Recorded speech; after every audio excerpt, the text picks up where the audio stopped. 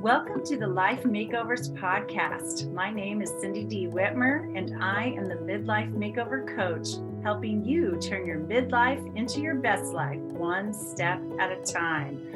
Through powerful conversations, my own midlife roller coaster story, and over 3 decades of helping people transform their lives through counseling and coaching, I am on a mission to help you create your own definition of success and happiness. Thank you for being here. Hey, everybody. Welcome to the Life Makeovers podcast. It's so great to have you here with me. And I want to talk to you about worthiness and authenticity because I think that women struggle so much with really recognizing their worth. Matter of fact, statistically speaking, most of us do struggle with our worthiness. And for those of you who don't, yay, you. Let us soak up some of that confident energy and be kinder to ourselves and understand that we are all rock stars in our own right. So I had an interesting experience recently that got me thinking about our worth and how we value things and everything. So I was given this gold flatware set from my aunt on my mom's side of the family years and years ago. She was passing it down to me because I am the oldest girl in my generation on my mother's side of the family. And my aunt had all boys.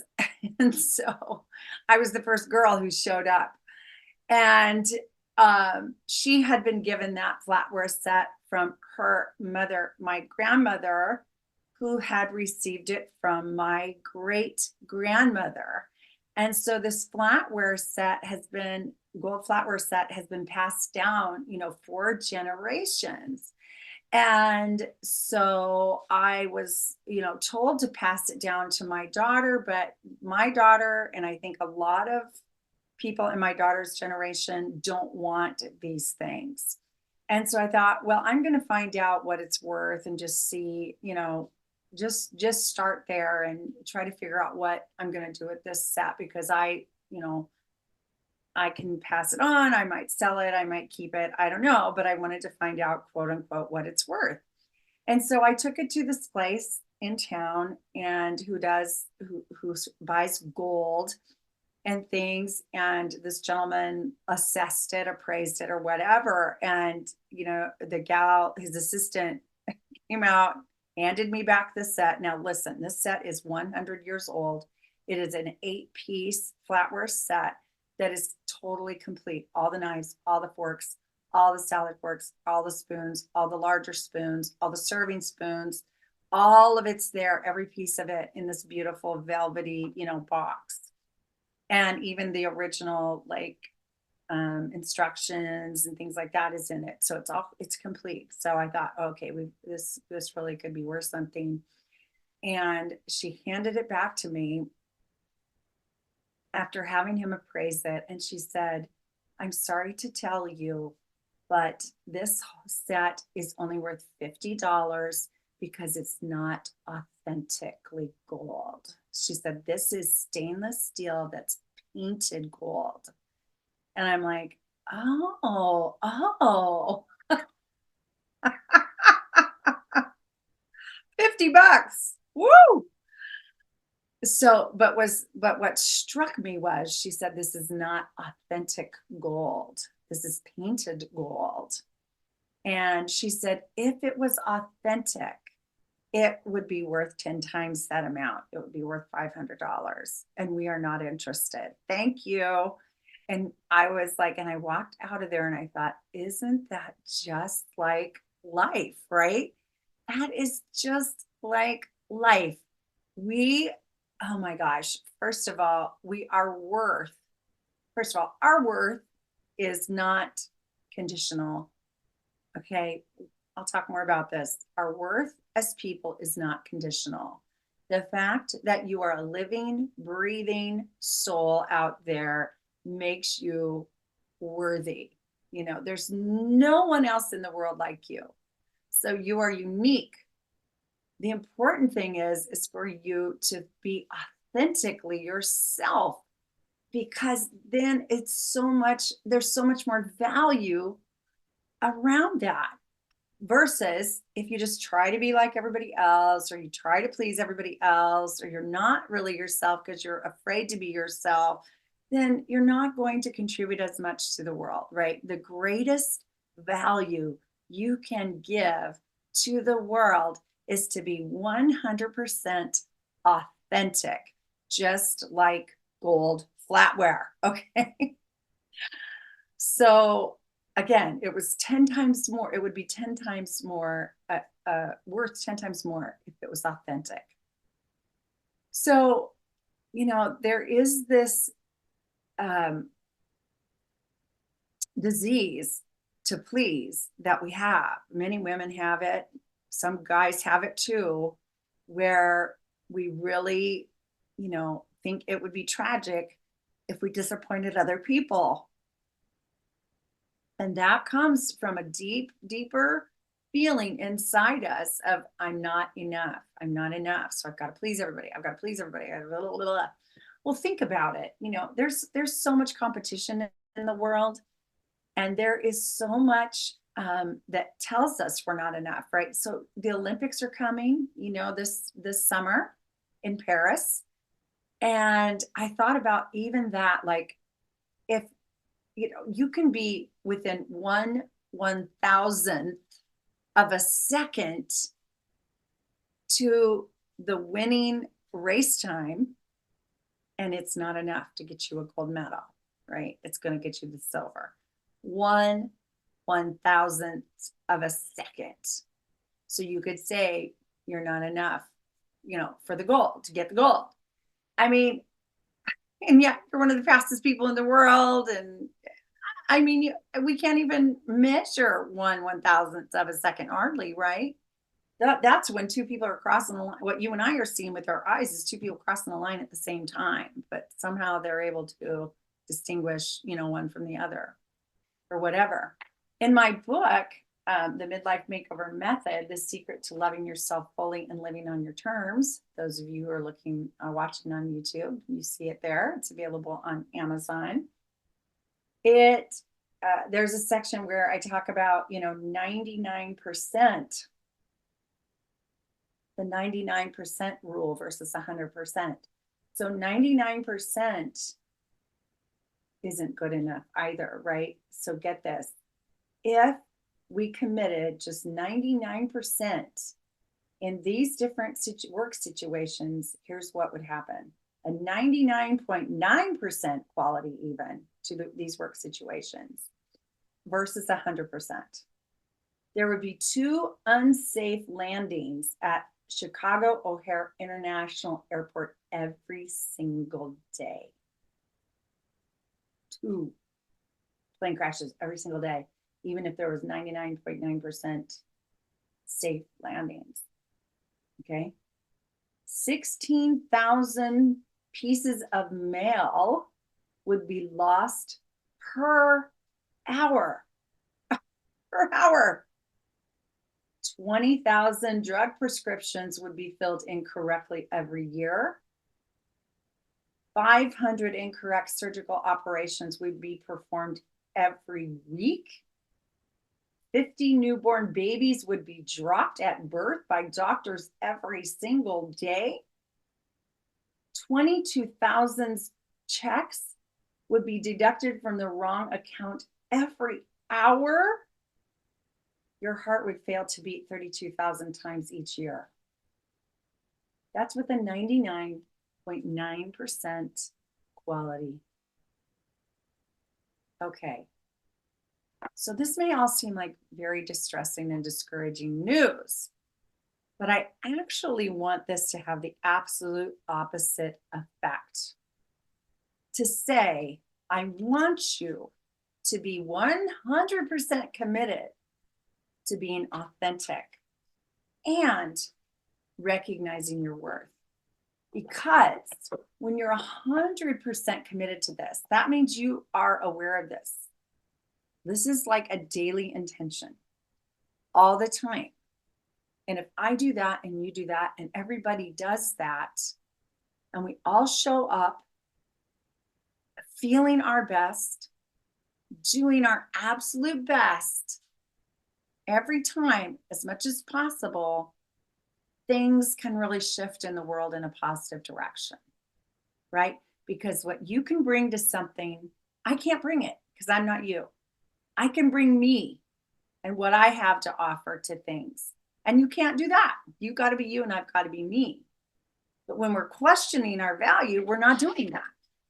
We're working on focusing on other people's needs, other people's opinions. Okay. Other people's opinions. There's a psychologist out there who's written a book about this. His name is Dr. Michael Gervais, I think is how you say it. It's Gervais. I haven't gotten the book yet. But he talks about FOPO, FOPO, the fear of other people's opinions. The fear of other people's opinions and how this dramatically affects our behavior.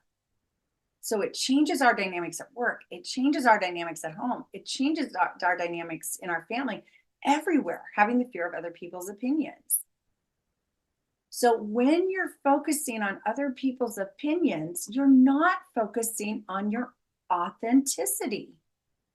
You are not stepping into your own worthiness, and that changes everything.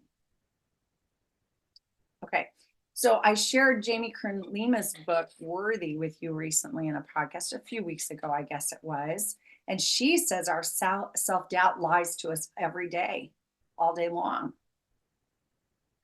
And so we've got to catch it when our self-doubt is lying to us. So anytime your self-doubt is saying to you, I am not enough, I'm not good enough, or no one wants to my opinion on this, or nobody needs me, or I'm not smart enough, I'm not rich enough, I'm not tall enough, I'm not short enough, I'm not whatever enough, any of those things like that, or that doesn't happen for people like me, or I cannot do that, or what, all that crap. She says you've got to catch those lies every single time and reframe them and tell yourself the opposite is true. So if you're saying I am not enough, you must say I am more than enough. Okay. All right. I'm good enough. I'm smart enough. Blah, blah, blah, blah. So again, there's no other you out there, and being yourself is who we need you to be. Because again, your contribution is unique to this world. And again, you're worthy just because you are here. There's no other criteria. Like there just aren't. There isn't any other criteria. So, how do we do this? How do we deal with this? Or why is this so much trouble? Why is this troublesome? Well, the trouble starts early. It starts early for us, usually, for most people, because in a lot of situations, you were raised by, or taught by, or coached by, or whatever, surrounded by adults who were also not taught their own worth, who were also afraid to be themselves and kind of stepped into who they thought they were supposed to be. So then that's how they brought you up, right? Or that was the tone in the classroom or on the playing field, whatever it was. These adults around us, when we were little people, were only sharing what they had learned themselves. And in a lot of cases, they were raised that way as well, where they were punished for being themselves, or they were told how they were to behave, or little boys don't do that, little girls don't do that. And given messages either very subtly or very directly that we better behave and not do anything out of line from the status quo.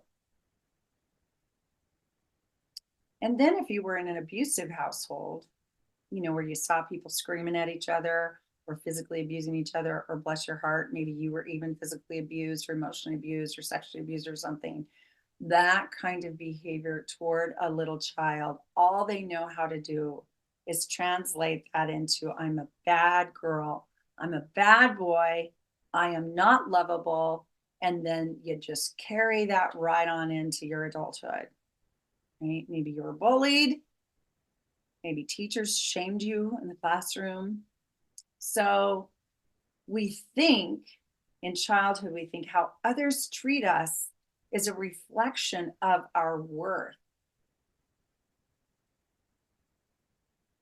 So then we carry it into adulthood. So then if you have a narcissistic boss who yells at you, you have a spouse who hits you or cheats on you, or you have friends who gossip about you and judge you, or whatever it is, family who doesn't accept you, whatever it is, you think it is a reflection of your worthiness or lack thereof.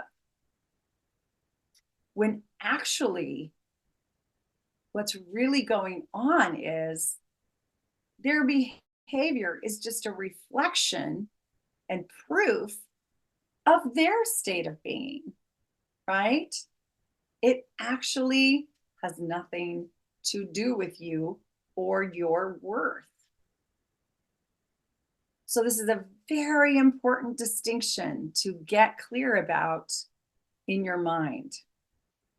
So, if you can simplify it a little for yourself and just say, oh, how that person is showing up in our relationship is about them. It's about their issues or their lack of relationship skill set or communication skills or lack of emotional intelligence or inability to manage their own stress or inability to say what they really need in a healthy way or whatever's going on. If you can stop and go, wait a minute, they're doing this. This person is doing this. This person is, using this tone of voice or is using these words or yelling or stomping around or abandoning ship and hiding in our relationship or wildly inappropriate in whatever way or abusive or whatever. You can say again in your mind, be careful. Don't go, oh gosh, I am so bad that they're treating me this poorly. No, they are so troubled or without skills. They were never taught, they never learned, they don't know, they don't have awareness of it, that they are showing up this way. It's their own poor behavior, not a reflection of who you are. So that's the first thing, right? Is to sort that out. So I hope by now you understand, if you didn't know before, why your head goes there and let your self-doubt, lie to you all day long. It's because of all that startup early in life, right? Most generally, usually. And then we draw unto ourselves people who are going to affirm those deep-seated beliefs we have about ourselves. So if you grew up feeling ashamed of yourself and like you were a piece of trash, then you will draw unto yourself until you heal that wound people who would treat you like a piece of trash. Okay, or some version of that.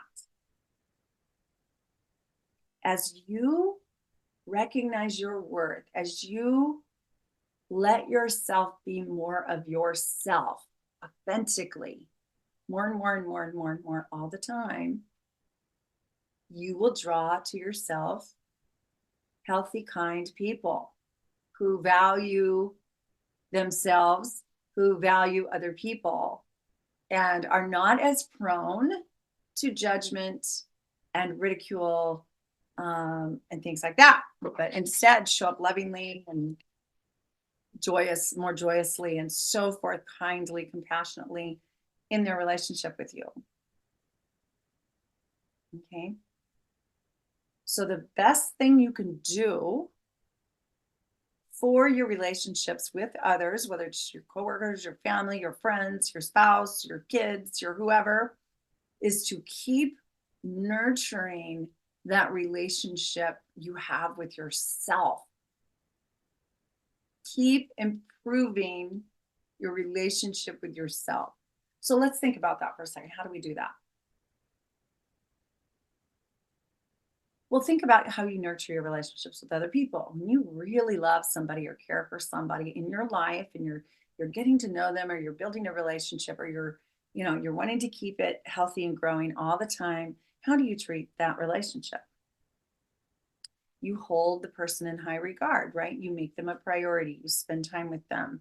You do your best to understand them. You bring compassion to the relationship. You have fun. You do things together that you find fun. So you allow joy. You allow humor. You allow intimacy and vulnerability and all those wonderful things into the relationship. And hopefully, you're really honest with them.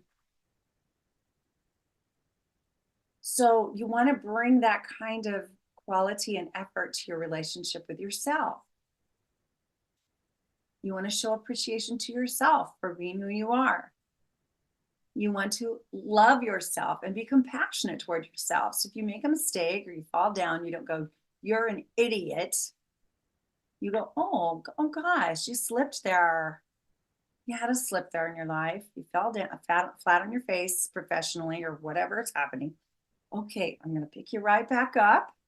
We're going to brush you off there, girl. And let's go for it again. Let's learn what we can from the fall and then just keep going.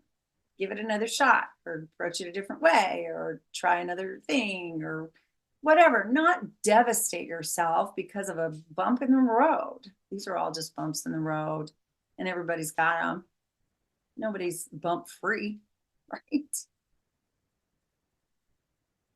Another way to really take care of the relationship with yourself is to let yourself choose in favor of your own passions, your own joys, things that bring you meaning every time you have a choice or decision or opportunity to make.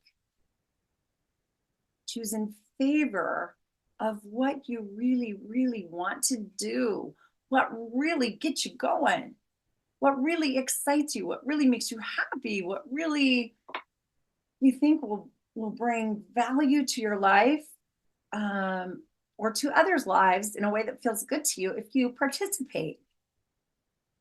I say go for the absolute yeses all the time. And then say no when you know it's a no. So as you every day say yes to yourself and you approach life with a lightness and compassion and joy and kindness and fun, and you show appreciation to yourself for being who you are, you recognize how who you are is just wonderful. You really can see it as you just keep doing that and doing that and doing that and doing that and forgive yourself for times you fall short or you feel like you stepped out of your own line or whatever. Just get back in line with your authenticity as soon as possible. And again, remember that at the end of the day, your worth is guaranteed. It's already there. You don't have to earn it. You only have to accept it. Don't have to earn it. Only have to accept it. Okay. When you are fearing the opinions of other people, you are off path. Okay. When you're focused on only pleasing others at the expense of yourself or fearing their opinions of you, you're getting off track. That's a sign you're getting off track. Here's another sign.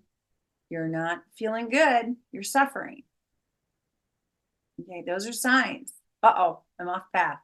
So when you're seeing yourself behave that way or you're noticing you feel that way, it's a red flag for you to go, oh, wait, hold it. How am I not being my authentic self here? How am I not honoring who I am here? Where am I off track? And how do I get back on it? Get back on it. Find the self doubt lies lying to you. Turn them around, turn those lies around. Go look in the mirror. Appreciate who you are. Tell yourself you love yourself. Smile at yourself. Give yourself grace. Forgive yourself for the times when you get off track.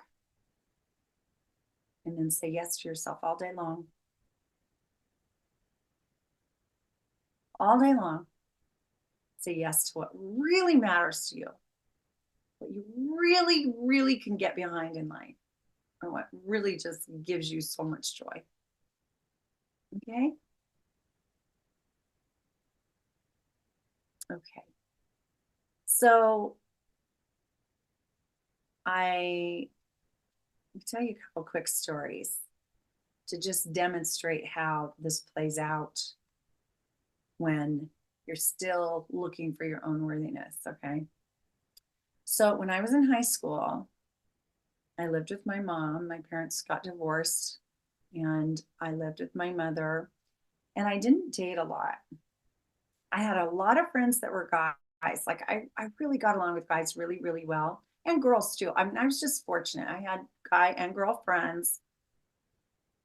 Really loved my guy friends a lot. Felt like I had a bunch of brothers, but that doesn't get you to prom, right? I mean, I went to prom, but okay, so I didn't get asked out on a lot of dates. A lot of guys told me in high school, "Oh, we want to marry you in 10 years. We don't want to date you right now." And I knew what they meant because I was someone they could count on.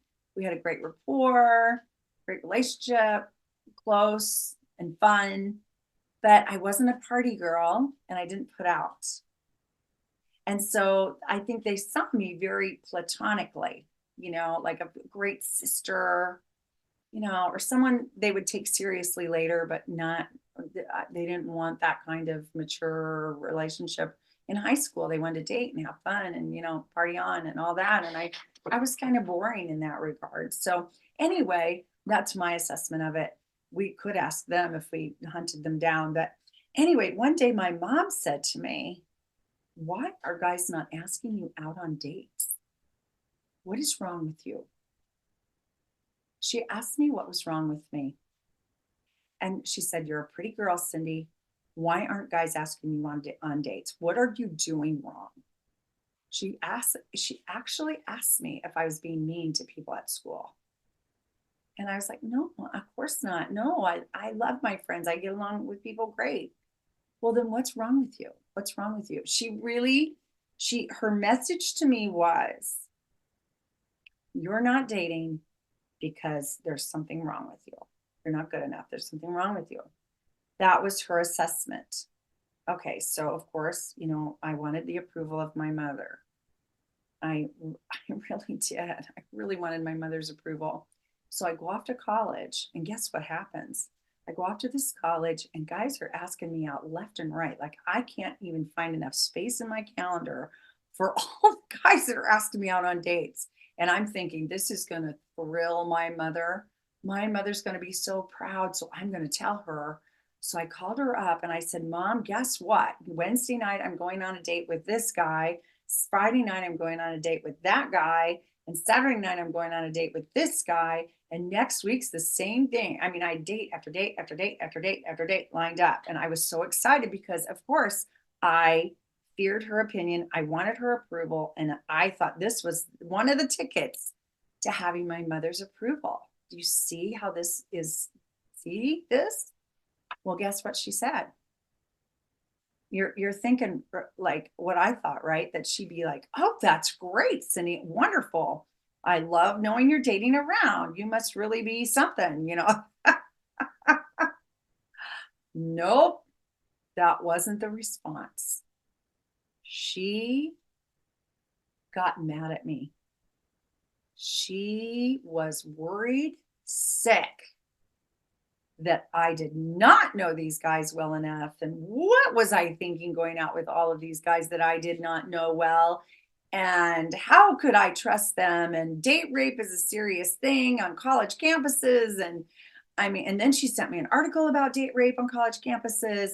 And I mean, it was a horrible experience telling her this quote unquote good news that I was at last dating around a lot, unlike high school, where it was a pretty, not non existent, but I just didn't date much. Okay. So here's the message. You see, I wasn't okay with her when I was in high school not dating, and I wasn't okay with her when I was in college dating a lot. So, in other words, no matter what I did, it's a perfect example. No matter what I did, I wasn't enough. So, I was raised by a woman who, bless her loving heart, didn't love herself and was raised with feelings of shame and had nothing to pass on but that shame story that you're not enough, you're not okay just as you are. That kind of tone was in our home. And I was raised with it, and it landed hard in my brain. And so I have had to work very hard throughout my life. I'm 56 years old and still working on this. Like, I wouldn't say I'm perfect at recognizing my worth. I think I've grown astronomically in the last, especially 12 years or so. But for a long time,